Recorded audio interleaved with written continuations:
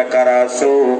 আমি মনে হয় গাও আর বেশি দিন দুনিয়ার মধ্যে থাকবো না, আমার সময় হয়ে যাইতেছে, আমি দুনিয়া থেকে বিদায় হয়ে যাব। তোমরা কারা আছো? আসো গো আসো। দৌড়ায় হাজির হয়ে গেলেন নাসিরউদ্দিন সিপাহী সারা। তাদের কাছে দেখা যায় আবদার রাখলো, আমি যখন মারা যাইব আমার লাশটা যেমনি ভাবে মানুষের উত্তর দক্ষিণে দেওয়া হয়, আমি মরে গেলে আমার লাশটা উত্তর দক্ষিণে দেওয়া যাবে না, আমার লাশটা তোমরা মিল্লাও পূর্ব পশ্চিমে দাফন করে দিও। একবার জোরে জোরে কি সুবহানাল্লাহ বলা যাবে না? বিয়াদবে রাসূল জানা তাদের নবী চিনবে না, আশিকে রাসূল হইছে জানাও, তাদেরকে নবী বলবে না। আল্লাহুম্মা জবানটা খুলে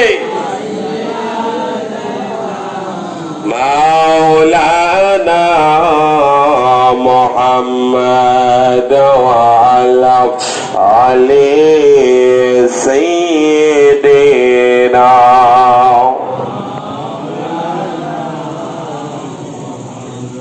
এই ভার দেখা যায় ওই নাসিরউদ্দিন সিপাহী সালাম সকলকে বলতে লাগলেন, আমি যখন দুনিয়া থেকে পরদা গমন করব, দুনিয়া থেকে বিদায় হয়ে যাব, আমার লাশটা তোমরা পূর্ব পশ্চিমে শোয়াইয়া দিবা।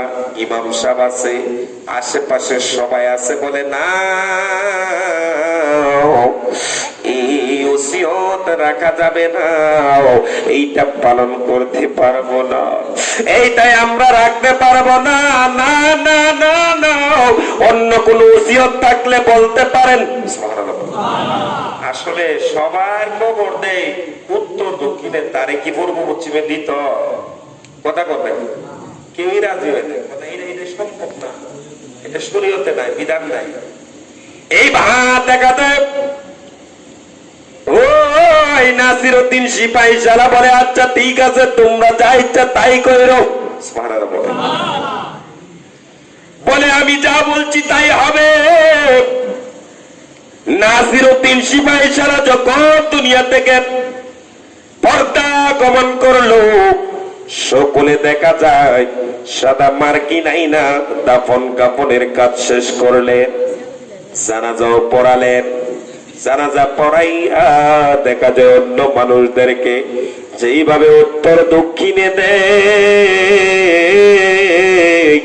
এই উত্তর দক্ষিণে যখন শোয়াইছে, কবরস্থ করা হয়েছে, 40 কদম দূরে গিয়ে যখন দাঁড়ালেন,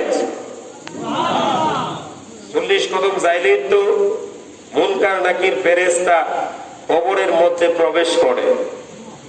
সুবহানাল্লাহ। আয়েশা সোয়ালের জবাব নেই, সোয়ালের জবাব হুদা হাফেজ সাহেবরা দিতে পারবে না, মুফতি সাহেব হলেই দিতে পারবে না, মুহাদ্দিস হলেই দিতে পারবে না, ফিকহ শাস্ত্রের পণ্ডিত হলেই দিতে পারবে না। যারা কোরআন হাদিস ইজমা কিয়াস বালাগাত মানতিক নাহউ সরফ ইলমে তাসাউফ যত বিদ্যা আছে অর্জন করলেই সেই সওয়ালের জবাবগুলো দিতে পারবে না। তখনই সওয়ালের জবাব দিতে পারবে যখন তার ভিতরে ঈমান থাকবে। জোরে বলেন সুবহানাল্লাহ।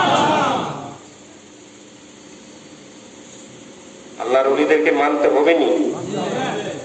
এখন দেখা যায় যখন 40 কদম দূরে গেছে, যাওয়ার পর কবর যেই কথা সেই কাজ, কবর বইরা আবার পূর্ব পশ্চিম হয়ে গেছে।